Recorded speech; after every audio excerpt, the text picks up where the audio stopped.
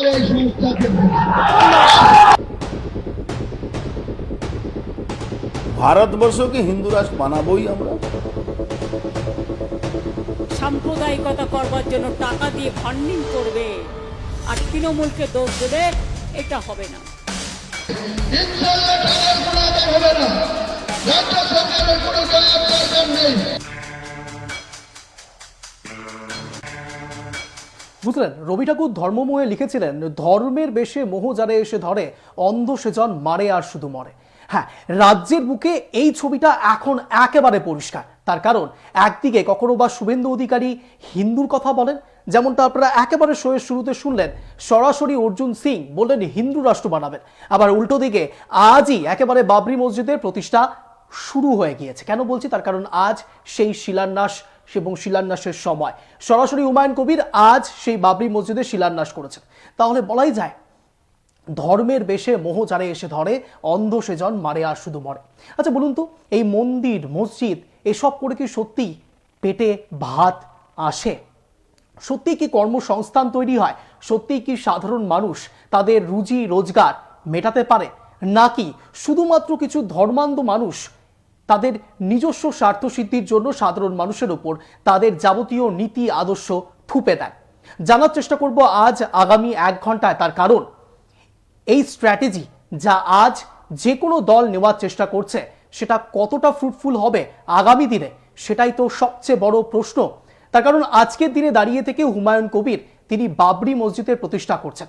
ভেবে দেখুন, একেবারে বাংলার বুকে বাবরি মসজিদ। আপনারা জানেন, উত্তরপ্রদেশের ক্ষেত্রে এই বাবরি মসজিদ নিয়ে একাধিকবার নানান ইস্যু উঠে এসছে। বাবরি মসজিদ সরিয়ে কার্যত সেখানে রাম মন্দির প্রতিষ্ঠা হচ্ছে। আর ঠিক এই বিষয় নিয়েও একাধিকবার রাজনৈতিক তরজা শুরু হয়েছে। কে হিন্দুর পাশে, কে মুসলমানের পাশে, এসব ভুলে গিয়ে যদি সত্যি কবি কাজী নজরুল ইসলামের কথা মনে করানো যায়, সেই একই বৃন্তে দুটি কুসুমের কথা যদি মনে করিয়ে দেওয়া যায়, তাহলে কি নেহাত ভুল হবে? আজ শুরু করব প্রথমেই হুমায়ুন কবিরের বক্তব্য দিয়ে। তিনি কি বললেন শোনাব। আমি 25 বিঘি জায়গা সাধারণ মানুষের কাছে এখনো ফেল করিনি। শুধুমাত্র 3 কাঠা জায়গার উপরে, আমার ট্রাস্টির জায়গার উপরে এত বিরোধিতা সত্ত্বেও আমরা আজকে ভিত্তি স্থাপন করছি।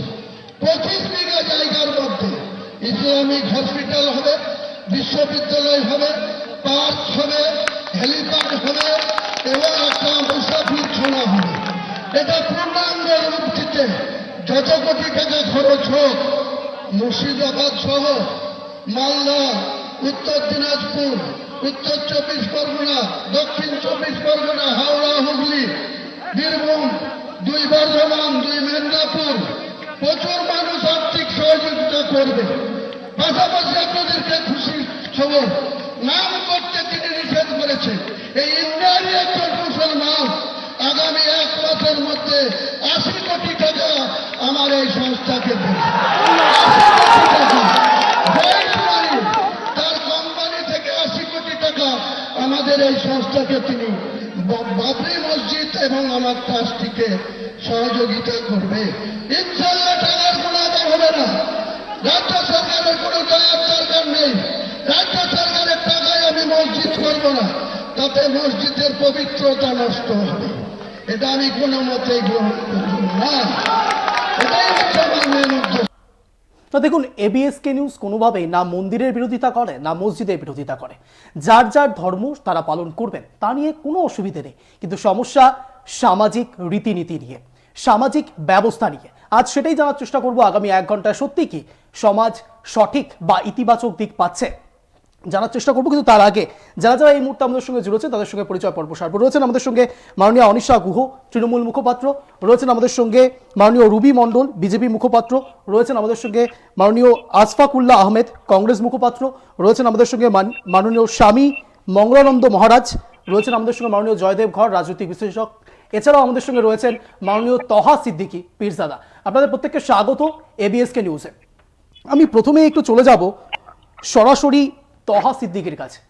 তো বাবু, এই যে হুমায়ুন কবির তিনি কার্যত বাবরি মসজিদ প্রতিষ্ঠা করতে চাইছেন, কিভাবে দেখছেন আপনি? একদিকে তৃণমূল কংগ্রেস এবং তৃণমূল কংগ্রেস থেকে বেরিয়ে এসে আজকে এই বাবরি মসজিদ প্রতিষ্ঠা, কিভাবে দেখছেন? সর্বপ্রথমে ভারতের দ্বিতীয় মুসলিম তীর্থভূমি ফুরফুরা দরবার শরীফ আপনার প্রত্যেকটা চ্যানেলের সদস্যকে মোবারকবাদ জানাচ্ছি। আমরা ভুলে যাই না 1992 সাল 6 ডিসেম্বর বাবরি মসজিদকে শহীদ করা হয়েছিল। এই বাবরি মসজিদকে সুপ্রিম কোর্টে রায় নিয়ে গিয়েছিল। একদল বলছে ওটা বাবরি মসজিদ, একদল বলছে ওটা রাম মন্দির ছিল, রাম মন্দিরকে ভেঙে বাবরি মসজিদ করা হয়েছে। আজ পর্যন্ত প্রমাণ করতে পারলো না যে ওখানে রাম মন্দির ছিল, রাম মন্দিরকে ভেঙে বাবরি মসজিদ করা হয়েছে। যেহেতু আমাদের দেশের আইনকে সম্মান দিতে হবে, ওখানে বাবরি মসজিদ মন্দির করা হয়েছে এবং কোর্ট রায় দিয়েছে ওর পাশে 5 একর জমি মসজিদ করা হবে, তার জন্য রায় দেওয়া হয়েছে এবং জায়গাও দেওয়া হয়েছে। দেখেন, বাবরি মসজিদ শুধু মুর্শিদাবাদে কেন, ভারতবর্ষের বিভিন্ন জায়গায় হোক, এতে কারো আপত্তি হওয়া উচিত বলে আমি মনে করি না। যদি রাম মন্দির ভারতবর্ষের কোনায় কোনায় হোক, কারো আপত্তি করা উচিত বলে আমার মনে হয় না।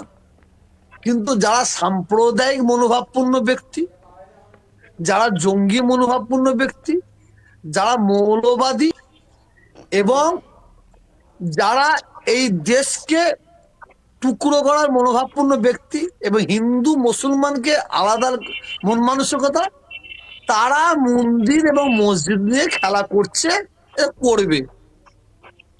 আপনি কি মনে করেন যে হুমায়ুন কবির একজন বাবরি, জঙ্গি মনোভাবাপন্ন ব্যক্তি?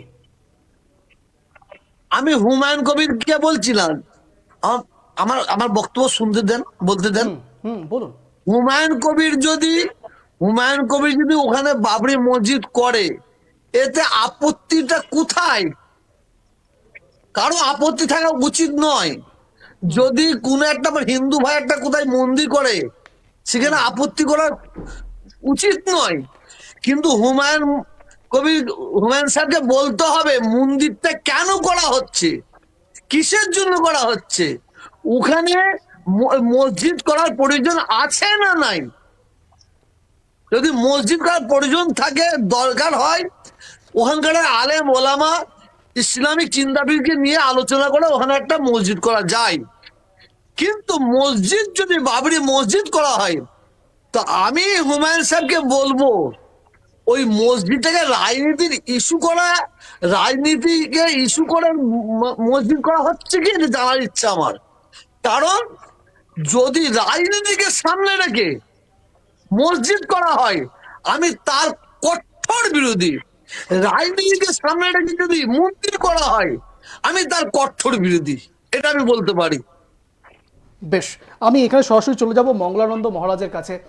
মহারাজ, কি বলবেন? তার কারণ আজকের দিনে দাঁড়িয়ে থেকেও রাম মন্দির আর বাবরি মসজিদ নিয়ে ডিবেট বসছে।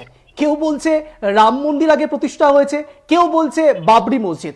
আমরা কোনটা ধরে চলবো? যারা সাধারণ মানুষ তারা কোনটা বিশ্বাস করবে? আজকের দিনে দাঁড়িয়ে থেকে বাংলার বুকেও নাকি বাবরি মসজিদ তৈরি হচ্ছে, ভেবেই অবাক লাগছে। আমাদের আজকের এই অনুষ্ঠানে প্যানেলে যতজন আছেন প্রত্যেককে আমার আন্তরিক স্বাগত, নমস্কার। আমি আমার মতন করে 2-4টে কথা বলি, এটা কারোর পছন্দ হতেও পারে, নাও হতে পারে। প্রথমে কাণ্ডজ্ঞান, পরে দিব্যজ্ঞান, এটা আমাদের সবার মাথায় রাখা উচিত। আচ্ছা, আমি কাউকে আঘাত না দিয়ে সত্য কথাগুলো একটু তুলে ধরবো। বলুন। ফুরফুরা শরীফের সৃষ্টি কোথা থেকে হয়েছে, কিভাবে হয়েছে, এটা গুগলে সার্চ করে সবাই একটু জেনে নেবে। সিদ্দিকী সাহেব যে কথাগুলো বললেন, এটা কি ওনার হৃদয়ের কথা, না আইপ্যাকের কথা, না নবান্নের 14 তলার কথা? এখানে আমার অন্তত ভাবনা একটু গন্ডগোল হচ্ছে। তৃতীয়ত, আর কত মন্দির আর কত মসজিদ হলে তবে আমাদের প্রাণটা জুড়াবে? আমাদের এই রাজ্যে যে সরকার চলছে সেই সরকারকে আমরা এনেছি, প্রত্যেকে আশীর্বাদ দিয়েছি উজাড় হাত করে, একদম সবাই। কি না, 34 বছরের জঙ্গল রাজ থেকে মুক্তি পাওয়ার জন্য এখন যাকে আনা হয়েছে, 15 বছর ধরে প্রায় হয়েছে, এ তো জঙ্গলের থেকে অধম। হ্যাঁ, যে জায়গায় আমরা চলে গেছি, আজ পশ্চিমবঙ্গ ভারতবর্ষে সর্বসেরা নেগেটিভ সব দিক দিয়ে। এত কিছু পরেও বেকার যুবক যুবতী, তাদের কর্মসংস্থান, তারপর আমাদের শিল্পের প্রয়োজন, কারখানার দরকার, এইগুলো প্রয়োজন না? বাবরি মসজিদ, আর নাম কি বাবরি মসজিদ? আরে তোমরা নিজের বাপকে বাপ না বলে পরের বাপকে বাপ বলে এত আনন্দ কেন কুড়াও? এতে কি আনন্দ পাও? এটাই তো মাথায় ঢোকে না। আর যে আমাদের এই পবিত্র ভারত মাকে, পবিত্র ভারত মায়ের সমস্ত সন্তানদের, নারী পুরুষ নির্বিশেষে চরমতম অত্যাচার করে গেছে, তাদের এখানে স্মৃতিচিহ্ন থাকবে, এটা একেবারে কমন ভাবনা হওয়া উচিত। যে আপনার বাড়িতে যদি আমি গিয়ে অত্যাচার করি, আমি আপনার কাছে কি পুজো পাবো, না আমি আপনার কাছে ধিক্কার পাবো? এইটা আগে ভাবা দরকার। এই জন্যই বললাম আগে কাণ্ড কি। তা দয়া করে এই যে একটা নাটক চলছে আজ কদিন ধরে, এটা পুরো সাজানো নাটক। হিন্দুদেরকে নানাভাবে ডিভাইড করা, তার লক্ষ্যে এটা একটা সুন্দর নাটক সাজানো হয়েছে। এবং টিএমসি যারা নেতা আছে, আমি কোনো দলের সদস্য নই, আমি একজন হিন্দু সনাতনী প্রতিনিধি হিসাবে বলছি যে উনি যে দলের একজন এমএলএ, যিনি আজকে কি একটা বাবরি মসজিদ করতে গেলেন বেলডাঙ্গাতে, উনাদের যিনি হেড, তিনি তো নাটকের সম্রাজ্ঞী। কত রকমের নাটক দেখাবে পশ্চিমবঙ্গবাসীকে? কবে পশ্চিমবঙ্গবাসীকে অন্ধকার থেকে বাইরে আসার রাস্তা দেবে? দয়া করে আর এই নাটকের মধ্যে আমাদের জড়াবেন না। আমাদের সমস্ত মুসলিম ভাই বোনেদেরকে বলছি, আপনারা ডিমান্ড করুন, অনেক হয়েছে। আমরা মন্দিরও চাই না, মসজিদও চাই না, আমরা পেটে খাবার চাই। পেটে খাবার যেদিন অভাব হবে, সেদিন ইসলামও মাথায় যাবে, আর হিন্দু সনাতনও মাথায় যাবে। পেটে অন্ন না থাকলে কোনো কিছুই হবে না। ওই অন্নের জন্য যা করা উচিত সেইটাতে গুরুত্ব দেওয়া উচিত, দলমত নির্বিশেষে। এবং পশ্চিমবঙ্গের আম পাবলিকের কাছে এটাই আমার একান্ত আবেদন, আসুন আমরা এই জঙ্গল রাজত্ব থেকে মুক্ত হয়ে একটা সুন্দর পশ্চিমবঙ্গ গঠনে ব্রতী হই। আর এই সমস্ত রাজনীতির কচকচানি আর ভালো লাগছে না। আমাদের ভবিষ্যৎ অন্ধকার, আর অন্ধকার, আর কত অন্ধকার হলে আমাদের মন শান্ত হবে। এটা বেশ, আপাতত আমার আপনারা শুনলেন মহারাজ কি বলছেন এবং তার সঙ্গে সঙ্গে পীরজাদা কি বলছেন। বিশেষ করুন এই মুহূর্তে দাঁড়িয়ে একটা বিষয় আমার কাছে অনেকটাই পরিষ্কার হয়ে গেল, তা হলো দেখুন, হিন্দু সনাতনী হোক বা ইসলাম ধর্মাবলম্বী মানুষই হোক, তারা কিন্তু এই ডিভাইড অ্যান্ড রুলটা চাইছেন না। চাইছেন তাহলে কারা? সত্যি কি রাজনৈতিক নেতারা? তার কারণ আপনাদের সামনে এখন যে বক্তব্য রাখবো, সেই বক্তব্য অত্যন্ত প্রাসঙ্গিক একটি বক্তব্য এবং তাৎপর্যপূর্ণ। অর্জুন সিং, বিজেপি নেতা, তিনি কি বলছেন শোনাব। Humayun Kabir man of frontman of the Mamata Banerjee বললে তো ওর ওর দোকানদারিটা চলবে না। ও কোনোদিন হুমায়ুন বাবরি মসজিদ বানাতে পারবে না। বাবরি মসজিদ বানাতে গেলে বাবার কাছে পাঠিয়ে দেবো আমরা। ভারতবর্ষে এখন হিন্দুরা অনেক স্ট্রং আছে, কোনো শিলান্যাস ফিলান্যাস হবে না, সব নটঙ্কি চলছে। আপনি দেখবেন ভারতবর্ষকে হিন্দু রাষ্ট্র বানাবোই আমরা। ভারতবর্ষে হিন্দুদের দেশ, 57টা দেশ আছে মুসলমানদের, যাক ওখানে বাবরি মসজিদ বানাক বা যেই মসজিদ বানাক, আমাদের কিছু নেই। তাহলে কি বুঝলেন? সরাসরি একজন বলছেন হিন্দু রাষ্ট্র বানাবো, আবার অন্যদিকে হুমায়ুন কবির বলছেন বাবরি মসজিদ প্রতিষ্ঠা করব। তাহলে কোনটা হচ্ছে? সত্যিই কি শুধুমাত্র রাজনীতির জন্য ধর্মকে ব্যবহার করা হচ্ছে, নাকি ধর্মের জন্য রাজনীতি? অনিশাদির কাছে যাব। অনিশাদি,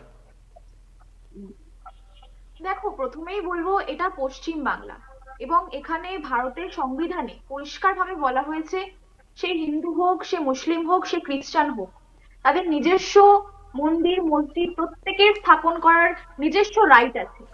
সেখানে আমরা কোনো দলই তাদেরকে জোর জবরদস্তি করে সেটা আটকাতে পারি না, বাধা সৃষ্টি করতে পারি না। সুতরাং আজকে তিনি বাবরি মসজিদ প্রতিষ্ঠা করেছেন, এটা তার ব্যক্তিগত ব্যাপার এবং সেখানে আমরা বাধা সৃষ্টি করার কেউ নয়। তার মনে হয়েছে তাই সেটা তিনি করেছেন এবং সেটা আমাদের দলের পক্ষ থেকেও কোনো চাপ সৃষ্টি করা হয়নি। যদি কেউ ভেবে থাকে যে আমাদের দল ওনাকে এই কারণে সাসপেন্ড করেছে, তাহলে তারা একান্তই ভুল ভাবছে, এটা একদমই মিথ্যে। কারণ আপনি পরিষ্কার করে ভাববেন একবার, মানে আপনারা দেখবেন যে যখনই এই রাজ্যে কোনো মন্দির প্রতিষ্ঠা করা হয়, কোনো মসজিদ প্রতিষ্ঠা করা হয়, সেখানে আমাদের সরকারের থেকে কোনো রকম কোনো বাধা সৃষ্টি করা হয় না। যেখানে দাঁড়িয়ে আমাদের মাননীয় মুখ্যমন্ত্রী মমতা বন্দ্যোপাধ্যায় সর্বদা ঐক্যের কথা বলে, সর্বদা একত্রিত থাকার কথা বলে এবং এই বাংলা, যে বাংলায় ঈশ্বরচন্দ্র বিদ্যাসাগরের বাংলা, যে বাংলা কাজী নজরুল ইসলামের বাংলা, এবং মমতা বন্দ্যোপাধ্যায় সর্বদা বলে থাকেন যে কাজী নজরুল ইসলামের একটা কথা, আমরা একই বৃন্তে দুইটি কুসুম, হিন্দু মুসলমান, মুসলিম তার নয়নমণি, হিন্দু তাহার প্রাণ। সুতরাং এই বাংলায় কোন রকম দ্বন্দ্ব, কোন রকম বিভেদ, হিন্দু মুসলিমে দাঙ্গা, এটা কিন্তু হয় না। রুবিদির কাছে যাব। রুবিদি, হিন্দু মুসলমান দাঙ্গা হয় না, তাহলে করছে কারা? দেখুন, সকলকে শুভ সন্ধ্যা। বিষয়টা হচ্ছে মাননীয় মমতা বন্দ্যোপাধ্যায়ের বক্তব্য যদি আমরা কিছুদিন আগেরটা একটু রিপিট করি, হিন্দু ধর্মকে গন্দা ধর্ম বলা, ফিরহাদ হাকিমের দাওয়াতে ইসলাম এবং ফিরহাদ হাকিমের আরেকটি বক্তব্য যেটা না বললে নয়, 33% এখন রয়েছি, আমরা যখন সংখ্যাগুরুর থেকে সংখ্যাগুরু হব আমরা বিচার করব, এই বক্তব্য এবং কল্যাণ বন্দ্যোপাধ্যায়ের যেখানেই নামাজ পড়বেন সেটাই ওয়াকফ সম্পত্তি হয়ে যাবে এবং এই হুমায়ুন কবিরের বক্তব্য আমরা 30% হিন্দুরা 30%, আমরা সেখানে 70% আছি, 30%কে কেটে ভাগীরথীর জলে ভাসিয়ে দেব। এবং তারপরেই আমরা কি দেখলাম, এই স্টেটমেন্টগুলো আমি কেন বললাম, কারণ প্রত্যেকের স্টেটমেন্ট সেম আর প্রত্যেকেই একই দল থেকে বিলং করে। তার মানে বুঝতে পারছেন, তৃণমূল সাম্প্রদায়িক দাঙ্গা করে না, তৃণমূল পার্টিকুলারলি একটা সম্প্রদায়ের হয়েই কাজ করছে। এবং মমতা বন্দ্যোপাধ্যায় এখন অবধি যতগুলো মসজিদ করেছে, কেউ কি বাধা দিয়েছে? কোনো হিন্দু সেখানে বাধা দিয়েছে? বাধা দেয়নি। কিন্তু পশ্চিমবঙ্গে সরস্বতী পুজো করতে গেলে সেখানে বাধাপ্রাপ্ত হতে হয়, পশ্চিমবঙ্গে দুর্গা পুজো করতে গেলে সেখানে বাধাপ্রাপ্ত হতে হয়, পশ্চিমবঙ্গের কালী ঠাকুরকে প্রিজন ভ্যানে করে নিয়ে যাওয়ার চিত্র অবধি দেখি এবং দুর্গা প্যান্ডেলে আমরা জুতো দিয়ে প্যান্ডেল করতে দেখি, অপমান করতে দেখি। এটা হচ্ছে পশ্চিমবঙ্গের রাজনীতি এবং এদের প্রত্যেকের স্টেটমেন্ট সেম। বাবরের কথা বলছে, বাবরি মসজিদ করার কি আছে? মমতা বন্দ্যোপাধ্যায়ের আমলে 10,000-এর উপর মসজিদ এমনি হয়েছে, সেখানে কেউ বাধা দেয়নি, এখানেও মসজিদ করতে কেউ বাধা দিত না। বিষয়টা হচ্ছে বাবর, যেই বাবর হচ্ছে অত্যাচারী, লুণ্ঠনকারী, রেপিস্ট, সেই বাবরের নাম নিয়ে বাবরি মসজিদ হচ্ছে। এটা ভাবা যাচ্ছে? যেই বাবরের 11টা বিবাহিত সম্পর্ক ছিল, বিবাহিত স্ত্রী ছিল, 20টার ওপর বাচ্চা ছিল, সেই বাবরের কথা বলা হচ্ছে, যারা মন্দির ভেঙে মসজিদ করেছিল। এখন সেই এখানে যদি বাবরি মসজিদ করা হয়, সেটা কি স্টেটমেন্ট দেখানো হচ্ছে? যে আগামী দিনে পশ্চিমবঙ্গ পশ্চিম বাংলাদেশ হতে চলেছে, এটাই কোথাও একটা দেখাতে চাইছে। আমি তোমার সময় বলিনি, তুমি আমার সামনে সময় বলবে না। এবং আরেকটি স্টেটমেন্ট, এই যে একটু আগে তৃণমূলের মুখপাত্র বললো যে দাঙ্গা হয়নি, আমরা মুর্শিদাবাদ দেখিনি? ওয়াকফ সংশোধনী বিলের সময় আমরা মুর্শিদাবাদকে দেখেছি কিভাবে অত্যাচার করা হয়েছে। এক কাপড়ে 10 দিনের একটি সন্তানকে সেই মা কোলে তুলে নিয়ে চলে এসছে মালদাতে, নদীর এপার থেকে ওপার হতে বাধ্য হয়েছে। শুধু তাই নয়, তাদের সম্পত্তি লুট করা হয়েছে, তাদের জলে বিষ অব্দি দিয়ে দেওয়া হয়েছিল যাতে তারা একজনও বেঁচে না থাকে। মুখ্যমন্ত্রী মমতা বন্দ্যোপাধ্যায় সেদিন কি মুর্শিদাবাদে গেছিল? হরে গোবিন্দর বাড়িতে কি গেছিলেন? যাননি। তার মানে বুঝতে পারছেন? শুধু তাই নয়, কিছুদিন আগেই রবীন্দ্রনগরে আমরা দেখেছি তুলসী মঞ্চ নিয়ে কি হয়েছে কাণ্ড। সুতরাং হিন্দুরা যে এখানে অসুরক্ষিত এবং বারবার করে মুসলিমদেরকে পার্টিকুলারলি প্রায়োরিটি দেওয়া হয়েছে। দেখুন, আমি হিন্দু মুসলিমের বিভেদ করি না, কারণ আমরা ভারতীয় জনতা পার্টি করি, সবকা সাথ সবকা বিকাশের কথা বলি এবং শুধু বিকাশের কথা বলি না, বাবরি মসজিদের জায়গায় যদি আজকে যদি আমাদের এপিজে আব্দুল কালামের নামেও যদি কোনো মসজিদ হতো, কোনো ইনস্টিটিউট হতো, আমরা মনে হয় খুশি হতাম। কিন্তু তারা তার নীতি মানছে না। বাবরের মতো লুণ্ঠনকারী, অত্যাচারী, বর্বর একজন মানে লোকের কথা, মানে সেরকম একজন শাসকের এখানে নামে মসজিদ হচ্ছে, এটা আমাদের দুঃখজনক লাগছে, বিশ্বাস করুন। এবং প্রতিনিয়ত যেভাবে হিন্দুদের ওপর এভাবে আক্রমণ করা হচ্ছে, আজকেও আক্রমণ, আমি কথাটা এই কারণে বললাম যে আজকে ওখান থেকে স্টেটমেন্ট এসছে যে আমরা বাবরি মসজিদ এখানে করব এবং কেউ যদি বাধা দেয় তার মুন্ডু কেটে দেব। এবং সেই মুর্শিদাবাদে কিন্তু কিছুদিন আগেই আমরা আগুন জ্বলতে দেখেছি। সেখানে দাঁড়িয়ে আজকে এরকম স্টেটমেন্ট এখনই, তাহলে বুঝতে পারছেন পশ্চিমবঙ্গের হালত কি হতে চলেছে। এরা সবাই সমান, মাননীয়া মমতা বন্দ্যোপাধ্যায় বলুন, ফিরহাদ হাকিম বলুন, আর হুমায়ুন কবির বলুন, আর কল্যাণ বন্দ্যোপাধ্যায় বলুন, আলটিমেটলি সবাই এরা হচ্ছে একই বৃন্তে দুটি কুসুম। আসফাকুল্লাহ বাবুর কাছে বিশ্বাস যাব। করুন। আশফাক আহমেদ, সরি, বলুন। দেখুন,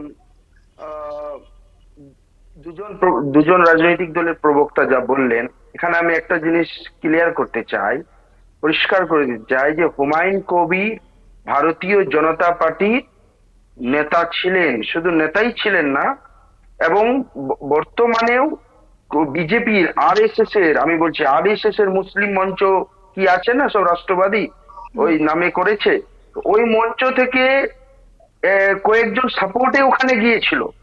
আজকে আরএসএস এর আমি লোকেরা একটু ইনক্লুড করে দেবো, হুমায়ুন কবিরের আরো একটা পূর্ব ইতিহাস আছে, তিনি কংগ্রেসেও ছিলেন। না না, আমি সেটা বলছি না। আজকে আচ্ছা। তার সমর্থন কে করছে? দিলীপ ঘোষ। তার সমর্থন কে করছে?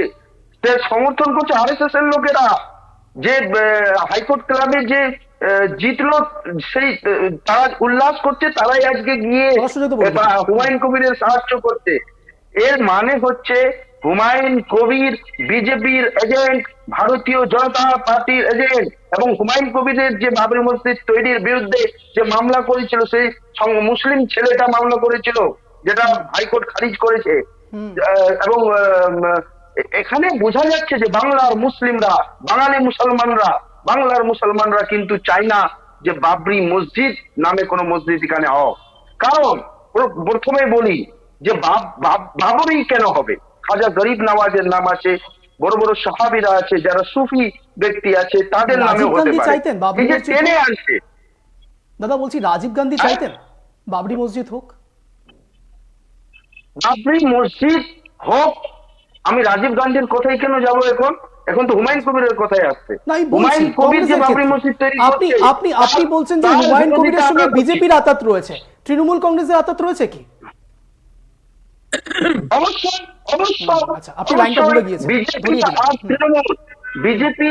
বিজেপি আর তৃণমূল দুই দলই বাইনারি পলিটিক্স খেলতে চাইছে, মেরুকরণের রাজনীতি করতে চাইছে। বাংলায় শিক্ষার কথা হবে না। এই যে আজকে আমরা ডিবেটে, বাবরি মসজিদের ডিবেটে বসেছি কেন? আজকে এয়ার ইন্ডিয়ার যে ঘটনা, তার ডিবেট কেন হলো না? চাকরি, মানুষের দুর্নীতির কেন হচ্ছে না? মানুষ যে কর্মসংস্থান পাচ্ছে না, তার হচ্ছে না কেন? আজকে ডলারের 1 টাকার ডলার সমান 90 টাকা। আর নরেন্দ্র মোদীজি বলেছিলেন যে जिसका रुपया का दाम गिरता है तो उनका पद भी गिरता है। তো এইসব কথা আমরা ডিবেট করছি না, করছি কোথায়? ধর্মীয় মেরুকরণের ডিবেটে করছি। বাবরি মসজিদ না, বাংলার হিন্দু ভাই চাই যে বাবরি মসজিদ হোক, না মন্দির হোক, সবাই মন্দির মসজিদ তারা ব্যক্তিগত পালন করবে। কিন্তু এই রাজনৈতিক নেতা হুমায়ুন কবির টেনে আনছে বিজেপির টাকা পেয়ে, বিজেপির টাকার সাহায্যে এবং তৃণমূলের সাহায্যে, এইভাবে যে টেনে এসে বাংলাকে মেরুকরণের রাজনীতিতে ফেলতে চাইছে। এদের বিরুদ্ধে জাতীয় কংগ্রেস লড়াই করছে এবং লড়বে। আমরা সাম্প্রদায়িক সম্প্রীতি, আজকে আমরা আমাদের প্রদেশ কংগ্রেস সভাপতি শুভঙ্কর দার নেতৃত্বে আমাদের সদ্ভাবনা যাত্রা করে আমরা বললাম সৌভ্রাতৃত্বের কথা। আমরা না মন্দির চাই, না মসজিদ চাই, আমরা কর্মসংস্থান চাই, আমরা দেশের উন্নতি চাই, মানুষের উন্নতি চাই, জনসাধারণ উন্নতি চাই, গরিবের উন্নতি চাই। আর এই বাইনারি পলিটিক্স, এই ধর্মীয় পলিটিক্স খেলা বিজেপি এবং তৃণমূলের ঘৃণ্য কাজ। এর বিরোধিতা আমরা সবসময় করছি এবং করতে থাকবো। এই জায়গাতে একটু রাজনীতির বিশ্লেষণটা চাইবো। বলছি জয়দেব বাবু, একদিকে কংগ্রেস বলছে যে ভাতের লড়াই হোক, কংগ্রেস যখন একথা বলছে তখন বিজেপি বলছে হিন্দু খতরে মে হ্যায়, তৃণমূল কংগ্রেস বলছেন সৌহার্দ্যের কথা, কিন্তু আবার অকপট তৃণমূল কংগ্রেস নাকি ইসলাম ধর্মাবলম্বী মানুষদের তোষণ করছে। সাধারণ মানুষ কোনটা মানবে? 26-এর বিধানসভা নির্বাচনের আগে আমাকে এই বিষয় নিয়ে ডিবেট করতে হচ্ছে, যেমনটা সরাসরি কংগ্রেসের পক্ষ থেকে বলা হচ্ছে, কেন আমরা অন্য বিষয় নিয়ে কথা বলছি না? কি করে কথা বলবো বলুন তো? যেখানে হুমায়ুন কবির বাবরি মসজিদ প্রতিষ্ঠা করে, সেখানে সরাসরি মুখ্যমন্ত্রী মমতা বন্দ্যোপাধ্যায় বলেন যে নাকি অন্য কেউ টাকা দিচ্ছেন। বিজেপির পক্ষ থেকে বলা হয় হিন্দু রাষ্ট্র তৈরি করা হবে। সাধারণ মানুষের কাছে এটি কোন বার্তা যাচ্ছে? আর আমরা সাংবাদিক হিসেবে বা কোন বার্তা দেব? দায়িত্বশীল সংবাদ মাধ্যমের কর্মী হিসেবে আপনারা যা চাইবেন সেটাই কি দেব না? জয়দেব বাবু, সবচেয়ে দুঃখের বিষয় হচ্ছে আমাদের দেশে মৈথিলি ঠাকুর, যিনি ভজন সঙ্গীত গান, তিনি যেতেন, আর অঙ্কের বিশারদ পণ্ডিত কেসি সিনহা, কেশবচন্দ্র সিনহা, তিনি ভোটে হেরে যান। অর্থাৎ আমাদের দেশের ভোটে কৃষ্ণচন্দ্র সিনহা একজন গণিতজ্ঞ হয়ে মানুষের উপকার করতে পারে না, অথচ মৈথিলি ঠাকুর ঠাকুরের গান গেয়ে মানুষের উপকার করতে পারে বা সুযোগ পায়।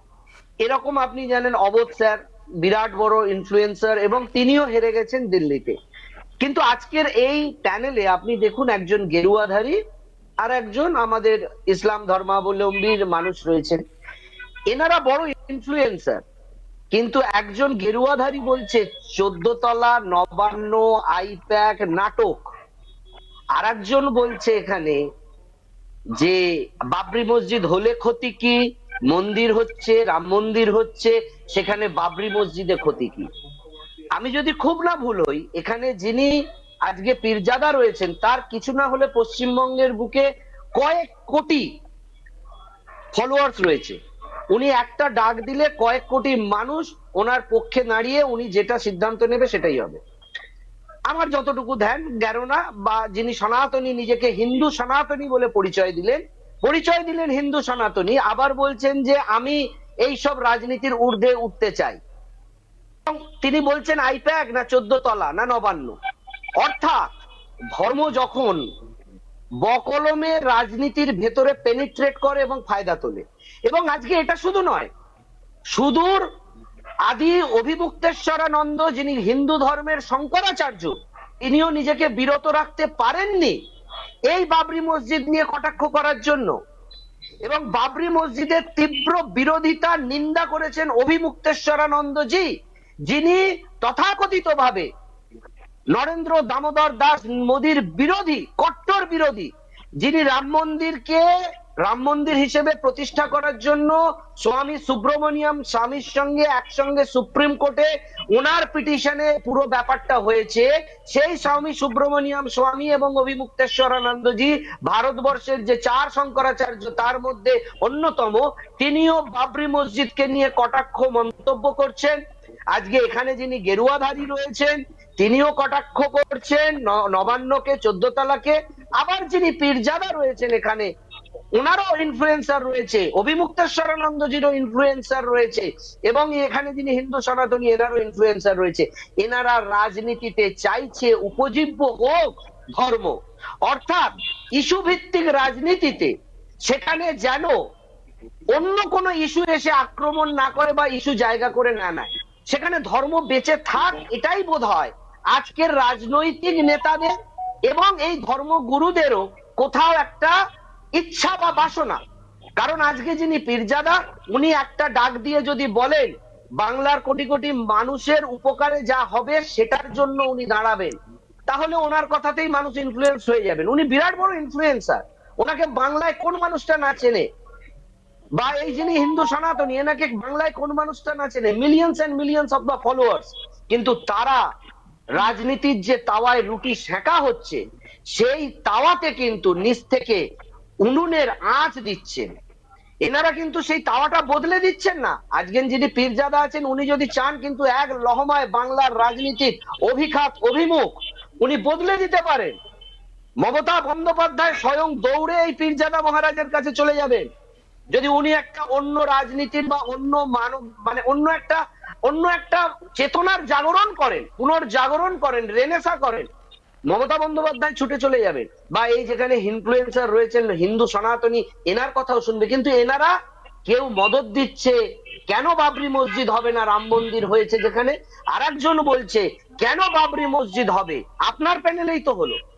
কেউ তো এখানে বললো না যে রাম মন্দির হওয়াও অন্যায় হয়েছে, সরকারি হিসেবে জগন্নাথ ধামের জগন্নাথ দেবের মন্দির হওয়া অপরাধ হয়েছে, বাবরি মসজিদ হওয়াও অপরাধ হচ্ছে।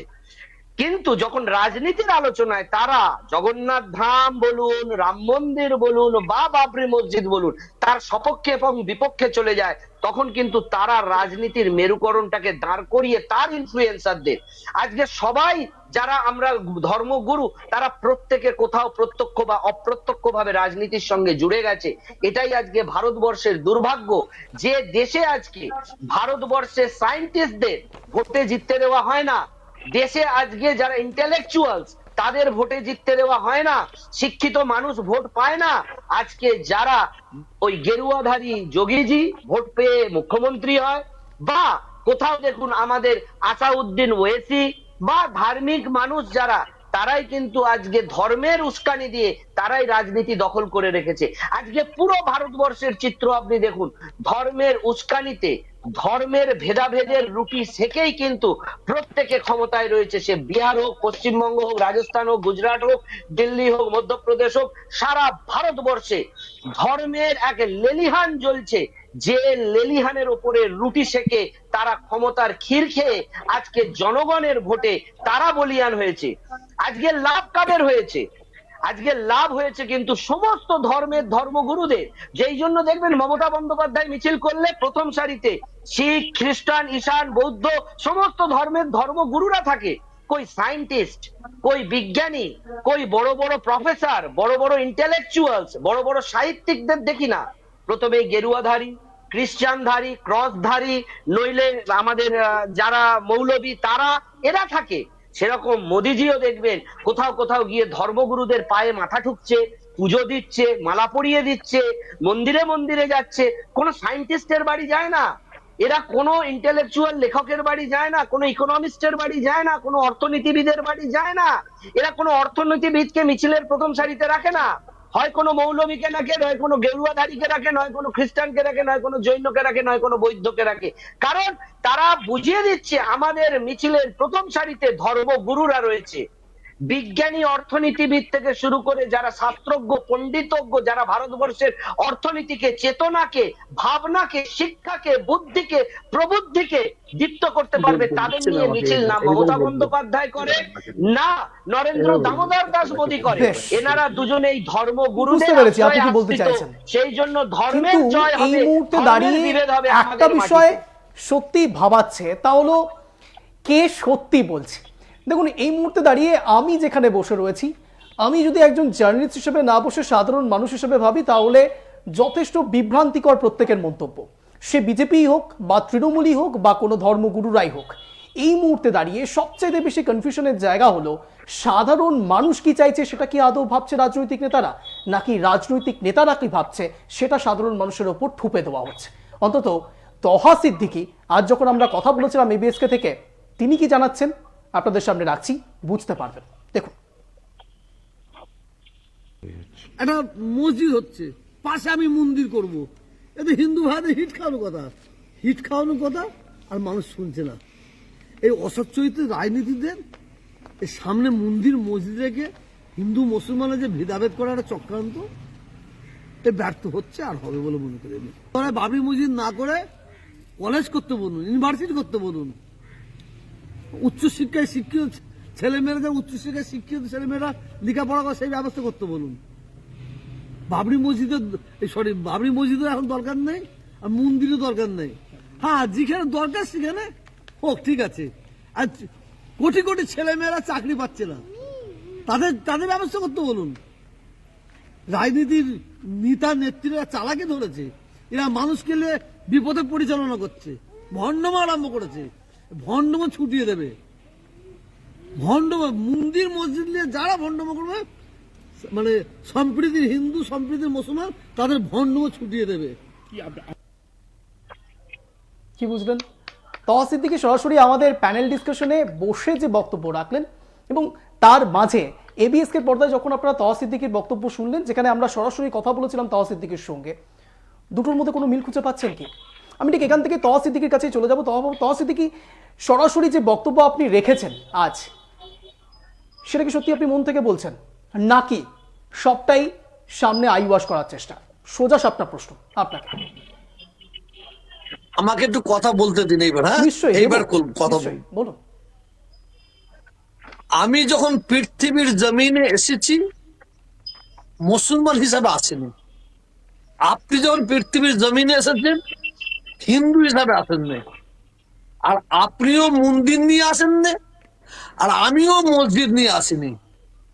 কুরআনের মধ্যে বলা হয়েছে লাকুম দীনুকুম ওলিয়া দিন, তুমি তোমার ধর্ম করো, ওকে ওর ধর্ম করতে দাও, কেউ কারো ধর্মের প্রতি আঘাত দিও না। মনে রাখবেন, যদি কেউ অন্যের মাকে যদি শ্রদ্ধা করতে না পারে, সে কোনোদিনই তার নিজের মাকে শ্রদ্ধা করতে পারবে না। যদি কেউ অন্যের ধর্মকে যদি শ্রদ্ধা করতে না পারে, সে কোনোদিনই তার নিজের ধর্মকে শ্রদ্ধা করতে পারবে না। আমি মানুষ হিসাবে কথা বলতে চাইছি, আমি ধর্মগুরু হিসাবে কথা বলতে চাইছি না, আমি রাজনীতি ব্যক্তি হিসেবে কথা বলতে চাইছি, আমি মানুষ হিসেবে কথা বলতে চাইছি। একজন ব্যক্তি বললেন, এইভাবে তো মানুষকে উস্কানো দেওয়া হয়। আপনার চ্যানেলে বসে একজন বলল, আপনারা শুনলেন যে মমতা ব্যানার্জি মসজিদ করে দিয়েছে।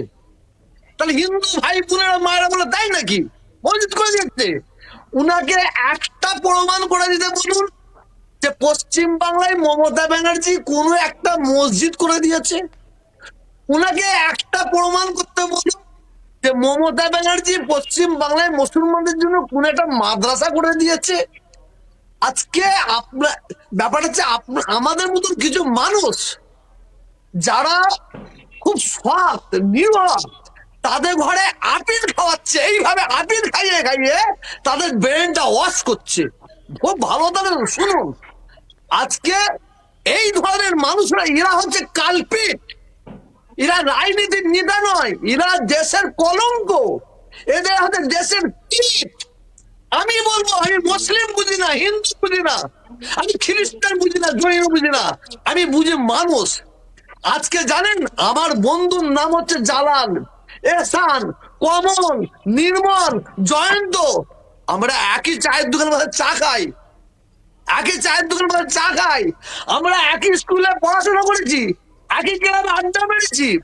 আজকে রাজনীতির নেতারা নেত্রীরা এরা অসৎ চরিত্র, এরা নিজেদের আখি বুঝাবার জন্য এরা আমার বন্ধু এরা মাঝে একটা পাচির তোলার চেষ্টা করছে। তবে শোনেন, মানুষ এখন অনেক সচেতন, অনেক সচেতন, মানুষ বুঝতে শিখেছে, মানুষ বুঝতে শিখেছে। মানুষ আর ঘাসে মুখ দিয়ে চলে না। একদিন দেখবেন সাধারণ হিন্দু সম্প্রীতি হিন্দু ভাই বোন মায়েরা, সম্প্রীতির মুসলমান মা বোন ভাইরা এই অসচ্ছল রাজনীতির নেতাদের না চাবুক মারতে মারতে গ্রাম থেকে বের করে দেবে। কারণ এরা হচ্ছে দেশের দুশ্মন। পাকিস্তানি কাকে বলবেন, বাংলাদেশি কাকে বলবেন, দেশের তুমি কাকে বলবেন? পাকিস্তান বাংলাদেশ বাদ দেন, সবচেয়ে বড় খাতারনাক হচ্ছে এই অসচ্ছরিত্র রাজনীতির নেতা নেত্রীরা, এরা হচ্ছে দেশের দূরী।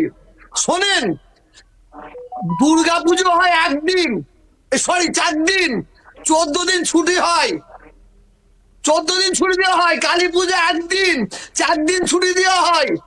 সরস্বতী পুজোর ছুটি দেওয়া হয়, জামাই ষষ্ঠীতে ছুটি দেওয়া হয়। এতে ওনাদের কোনো অসুবিধা নাই। আর আমরা যদি বলি আমাদের ঈদের একটা ছুটি বাড়িয়ে দাও, কেন দেবে? মমতাজি মানে সবচেয়ে বড় অপরাধ ইমাম এবং মুয়াজ্জিনদের ভাতা দিয়েছে, উনি ভাতা দিয়েছে, কিন্তু আমরা মানে পুরোহিতদের ভাতা দিয়েছে, এতে আমাদের বুক ফাটেনি, আমাদের কষ্ট হয়নি, আমাদের কষ্ট হয়নি।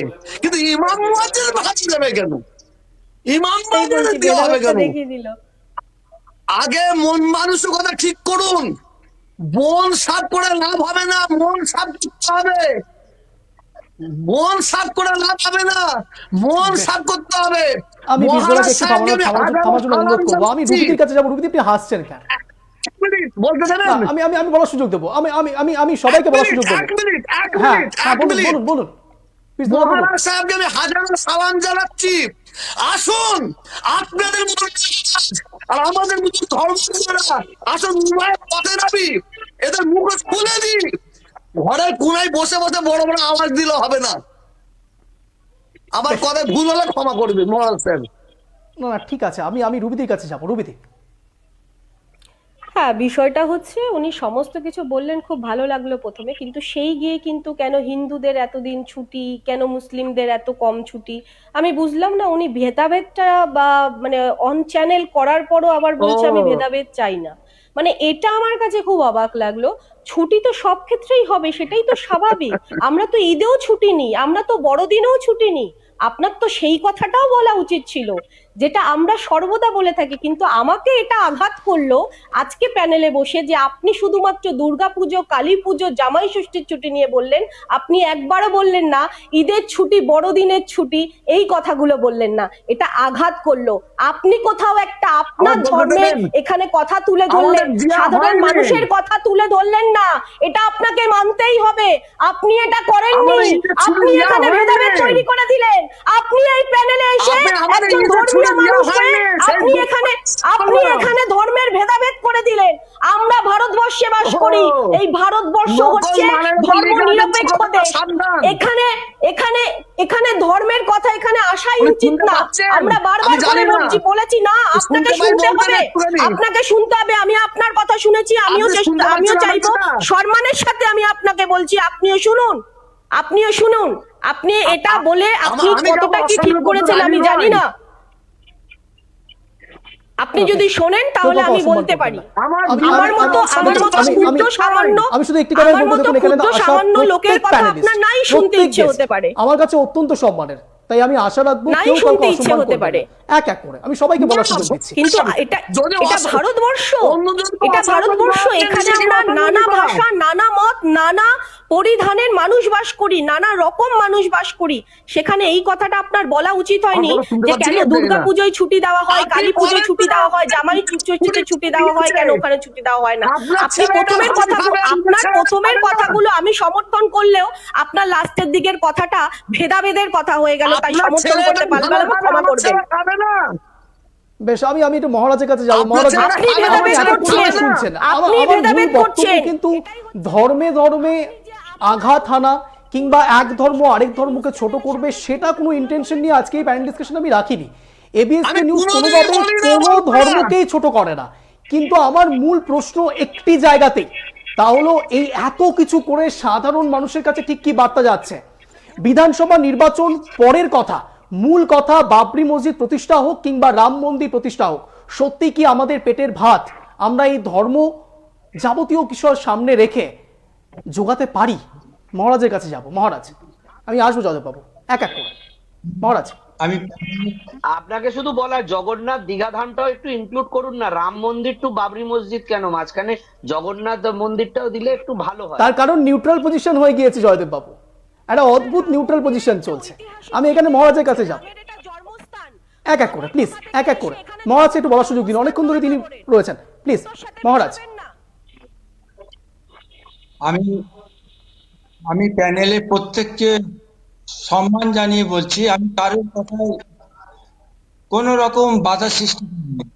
আমাকে দু চার কথা বলার সুযোগ দেবে, ভুল হলে হতেই পারে, কিন্তু বলতে দিন।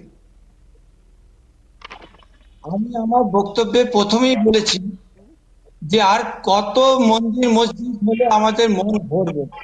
আমি অর্থাৎ মন্দির মসজিদ আমি চাই না, এটা আমার ব্যক্তিগত মত। আর মন্দির মসজিদ চাই না, চাই পেটের ভাত, হাতের কাজ, শিল্প কারখানা, বেকার যুবক যুবতীদের কর্মসংস্থান, হাসপাতাল, সুস্থ শিক্ষা ব্যবস্থা, এইগুলো চেয়েছি।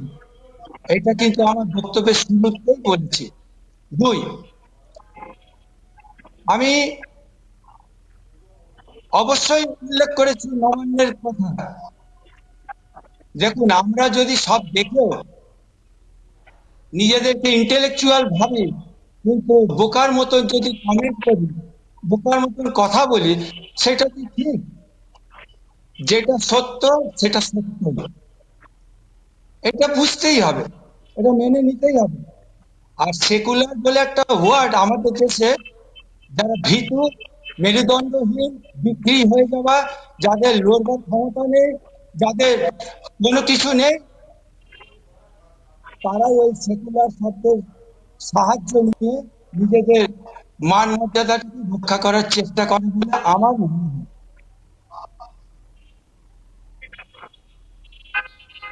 জয়বাবু, আপনি কিছু বলতে চাইছেন?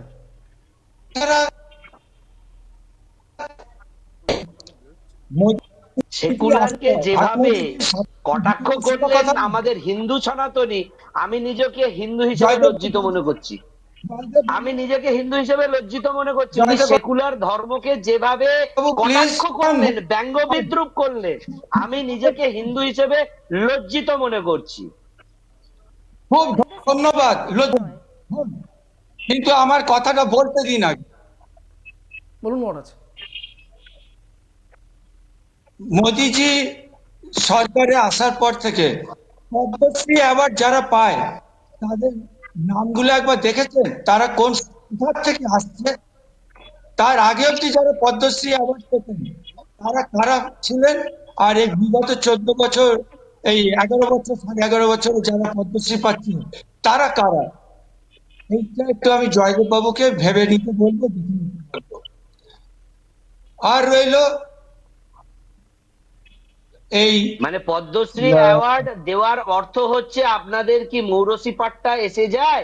ওয়াকফ করে মুসলিমদের সম্পত্তি কেড়ে নেওয়া, 3 তালাক বন্ধ করে দেওয়া, মুসলিমদের আপনি জয়দেববাবু, আপনি 3 তালাককে সমর্থন করেন? এক সেকেন্ড। জয়দেববাবু, আপনি 3 তালাককে সমর্থন করেন? না, এক এক করে।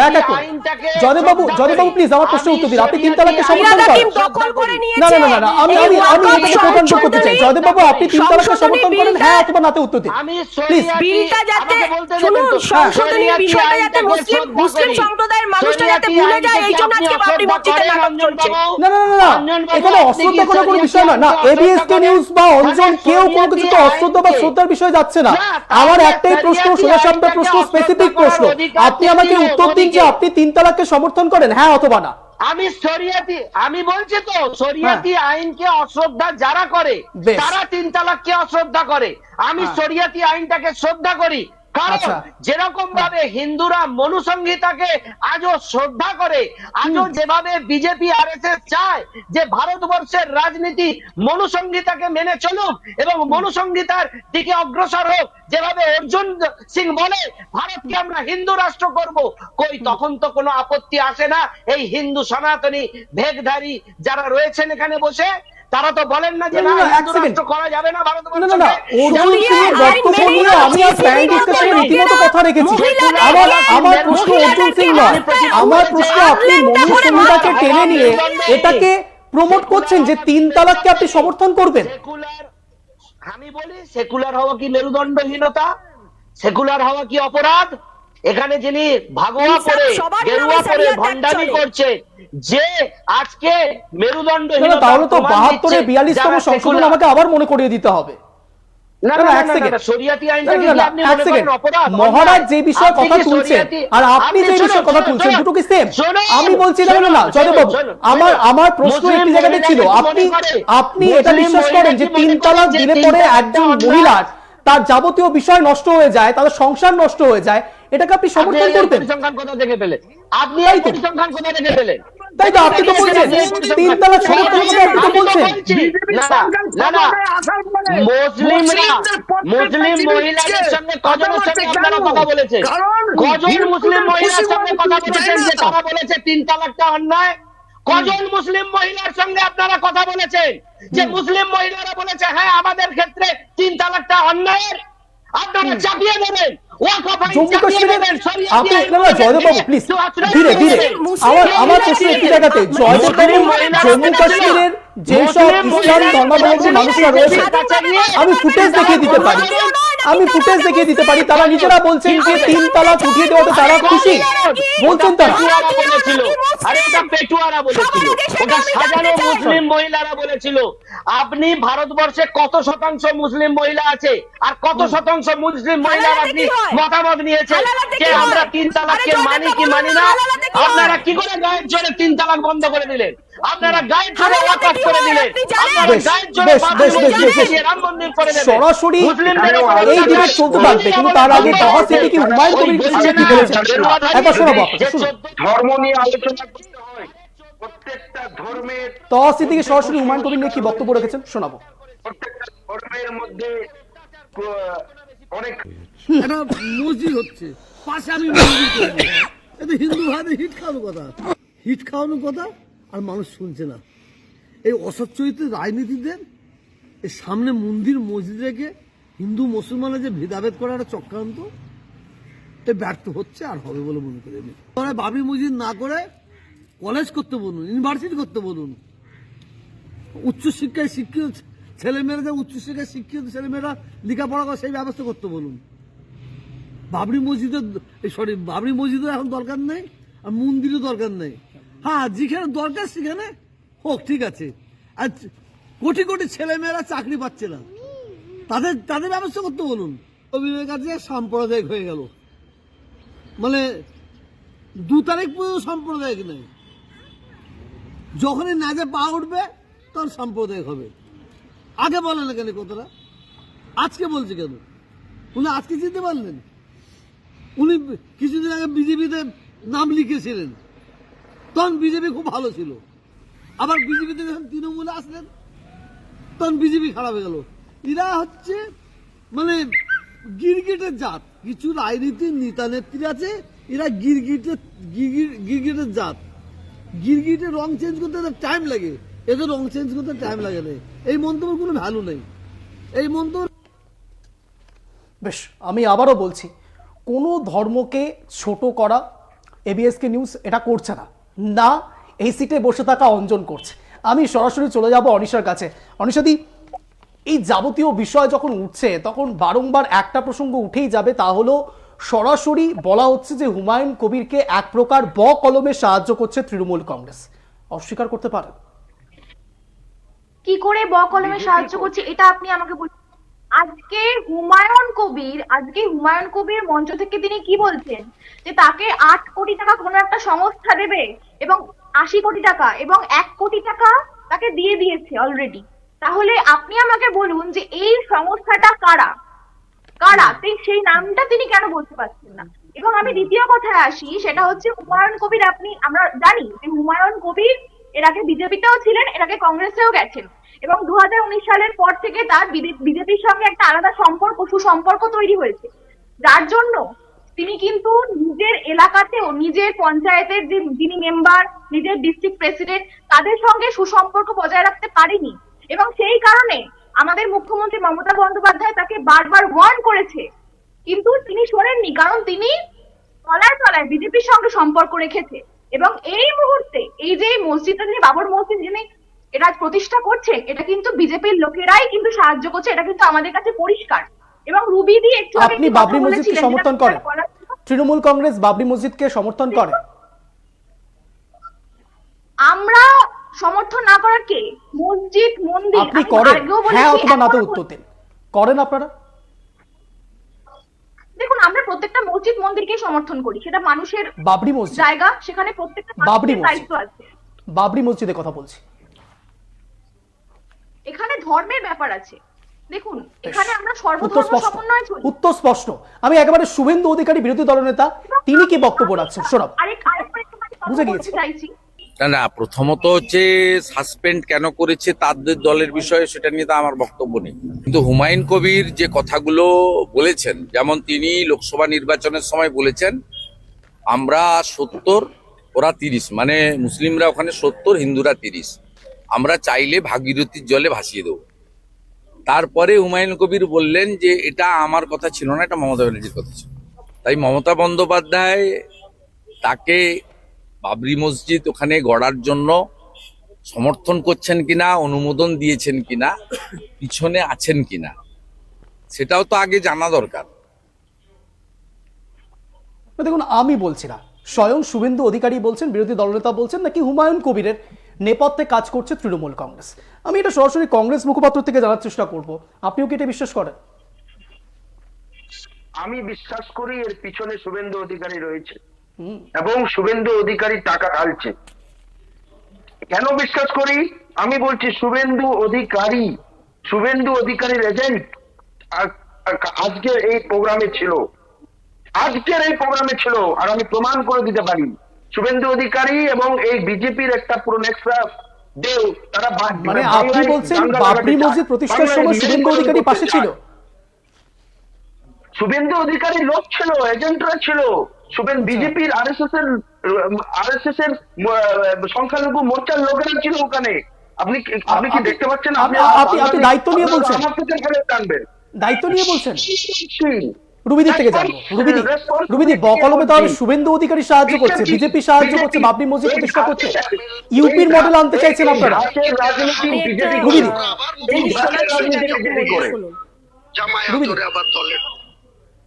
তৃণমূল লড়বো, আমার হোম সিট আর বেলডাঙ্গা লড়বো, দুটো সিটেই জিতে দেখাবো, তারপর আবার মুখ্যমন্ত্রীর কাছে যাব, গিয়ে জামাই আদরে আবার দলে।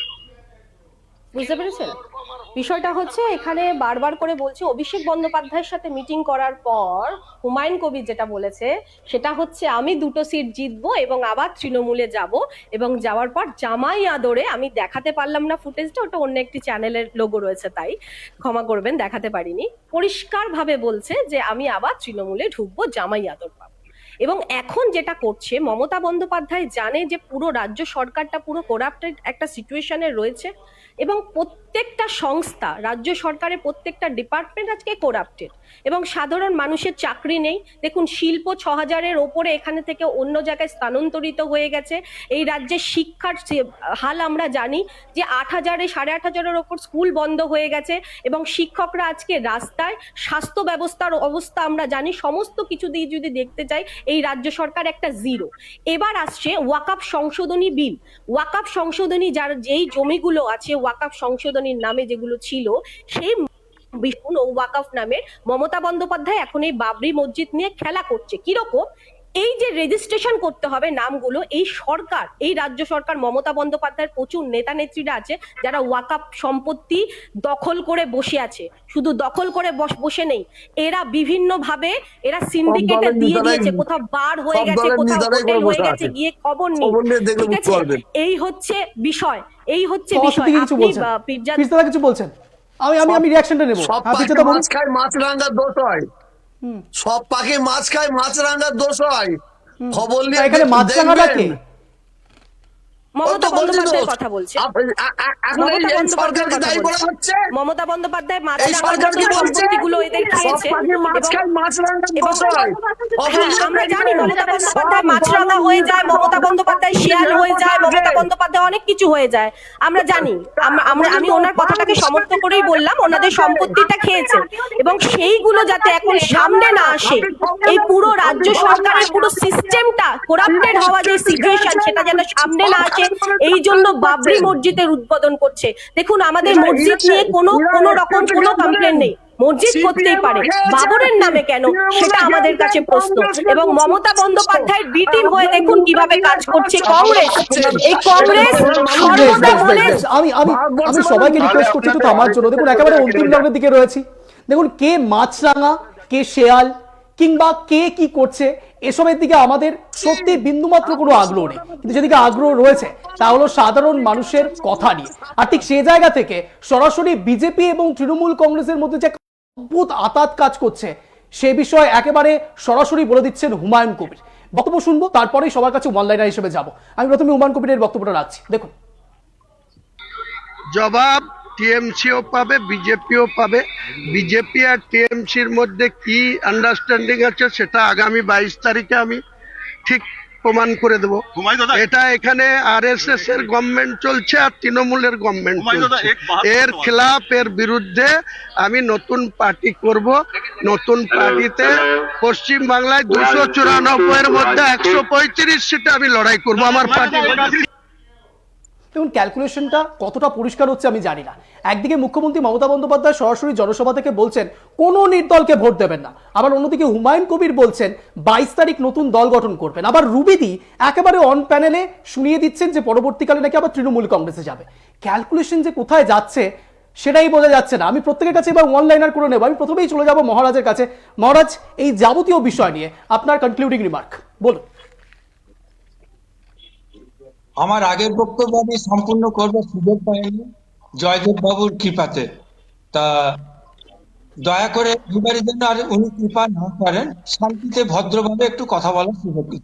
নিশ্চয়, প্লিজ বলুন বলুন। হ্যাঁ, এবারে আপনি কি জানতে চান বলুন। না মহারাজ, দেখুন জয়দেববাবুকে আমি বলার কথা বলেছিলাম, জয়দেববাবু নিজে থেকে কিছু বলেননি। আপনি বলুন, আপনি যাবতীয় বিষয় নিয়ে কনক্লুডিং রিমার্ক দিন প্লিজ। আমি একজন সামাজিক জীব হিসাবে, মানুষ হিসাবে একটাই আমার চাহিদা বা বলার বক্তব্য যে আসুন, অনেক হয়েছে রাজনীতি, রাজনীতি করে করে আমাদের সব শেষ। এই রাজ্যটা খাদে গিয়ে চলে গেছে।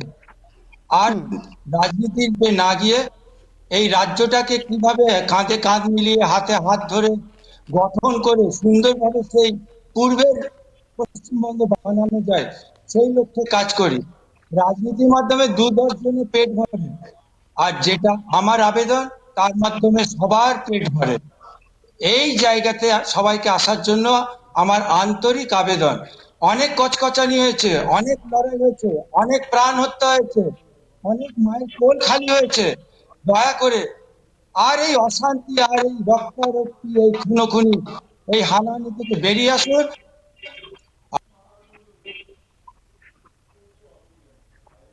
বেশ, বুঝতে পেরেছি। আমি সরাসরি চলে যাবো রুবিদির কাছে। রুবিদি, কনক্লুডিং রিমার্ক। সঙ্গে থাকবেন মহারাজ প্লিজ। রুবিদি। হ্যালো হ্যালো হ্যাঁ রুবিদি বলুন। হ্যাঁ, দেখুন এই রাজ্যে কোনো রকম কোনো কাজ হচ্ছে না। আমরা দেখতে পাচ্ছি এই রাজ্যের একের পর এক ধর্ষণ, এবং এই রাজ্যে দেখতে পাচ্ছি শিক্ষা, স্বাস্থ্য, বেকারত্বর হার কি পরিমাণে বেড়ে গেছে, এবং কিভাবে একের পর এক সন্ত্রাস চলছে, এবং নিয়মিতভাবে প্রতিদিন কেউ না কেউ মার্ডার হচ্ছে, এবং পুলিশ চুপচাপ বসে আছে, সেখানেও কোনো সংশোধন হচ্ছে না। সেই বিষয়ে পুলিশ মন্ত্রী কিন্তু কোনো রকম উচ্চবাচ্য করছে না। এটা দেখে আমাদের অবাক লাগছে। এই রাজ্য যে কিভাবে কোলাপস করে গেছে, রাজ্য সরকার যে রাজ্য চালাতে পারছে না, সেটার কিন্তু আমরা বারবার কিন্তু নিদর্শন পাচ্ছি।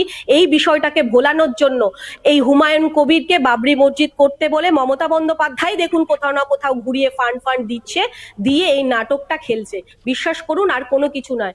মমতা বন্দ্যোপাধ্যায় পুরো যে সিস্টেম চালাতে পারছে না, এই বিষয়টা যাতে মানুষের সামনে না আসে, এখন সবাই হিন্দু মুসলিম করুক, সেটাই মমতা বন্দ্যোপাধ্যায় চাইছে, এবং মমতা বন্দ্যোপাধ্যায়ের কথা অনুযায়ী চলছে।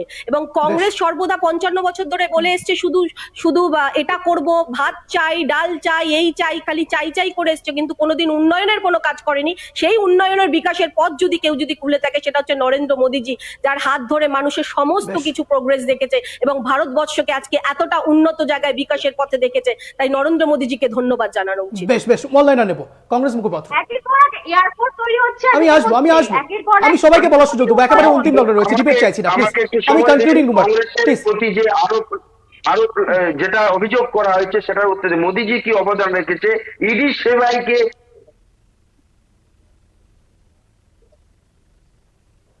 ইডি কংগ্রেসের আমল থেকেই তৈরি। আদানি ইডি সিবিআই ওই সময় আদানি থেকেই তৈরি। রুবিদি প্লিজ।